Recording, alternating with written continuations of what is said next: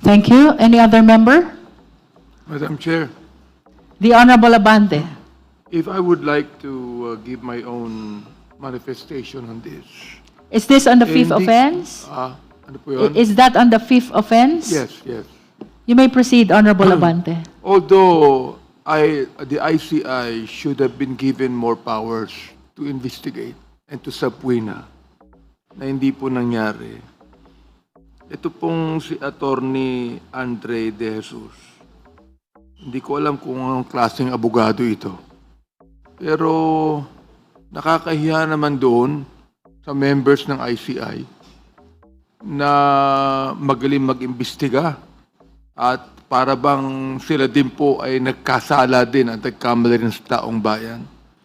I just would like to say na walang kwenta po itong sinasabing itong tinatawag natin na respondent created the ICI to shield corrupt allies. Siguro po, kung siya ang presidente, gagawin niya yun. But the thing is this, no, ha? Palagay ko talagang wala na pong sufficient grounds itong impeachment na ito. Dapat talaga ibasura na ho natin ito sa lalong madaling panahon. Maraming salamat po, Madam Chair. Madam Chair. Madam Chair. Honorable Abante, let us be cordial to our complainants. Madam Chair. Nonetheless, we recognize the Honorable Erice. Madam Chair, nakakaasar na rin po kasi. All your manifestations are noted. Madam Chair, I would say that the ICI is a complete failure. As evidenced by the resignations of the two members of the ICI. Pero hindi po nangangahulugan ito na ang Pangulo ay ginawa ito para pagtakpan yung kanyang mga allies. Ito po ay isang speculation at isang conclusion rather than a fact. So, Madam Chair, I don't think that this is a sufficient basis to impeach a president. Thank you. Thank you, Honorable Orice. The Honorable Vice Chair Dumogan. Thank you, Madam Chair. I think we had lengthily discussed the 5 grounds of the De Jesus Correct. impeachment complaint. And if we are ready, let us now vote on this. You would like to vote already? Yes. Unless We will have acknowledge it the tomorrow. contribution of all the members Okay. for having this exhaustive and lengthy discussion on whether or not the recital of facts actually constitute an offense determinative of the jurisdiction of the Justice Committee, no? We've heard significant discussions on the needed ultimate facts, that there must be specific details for us to be able to substantiate the offense which constitute the ground for impeachment.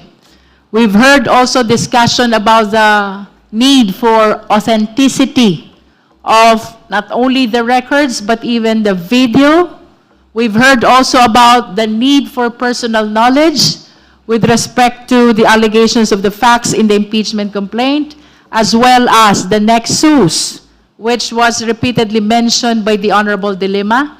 It's not enough that the impeachable offense is, or the impeachable official is guilty of an offense. That offense must constitute a ground for impeachment, no? I hope that all our significant discussions will be used by the honorable members of the committee when we vote on whether or not the impeachment complaint of De Jesus is sufficient in substance. In that regard, I wish to share to the committee that the chair is in receipt of request to do the voting on the sufficiency in substance of De Jesus' complaint on our succeeding meeting, that is tomorrow.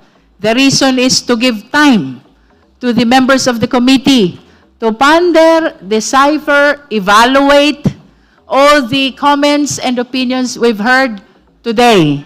So, if all the members are amenable to that, contrary to what we did yesterday, we concluded our deliberation already about the sufficiency in substance of the Jesus complaint, but we will be voting on this tomorrow afternoon after we are done with our deliberation on the sufficiency of substance of the Masa et al. Complaint. We wish to seek also the understanding of the endorsers and even the complainants in Masa et al. Complaint.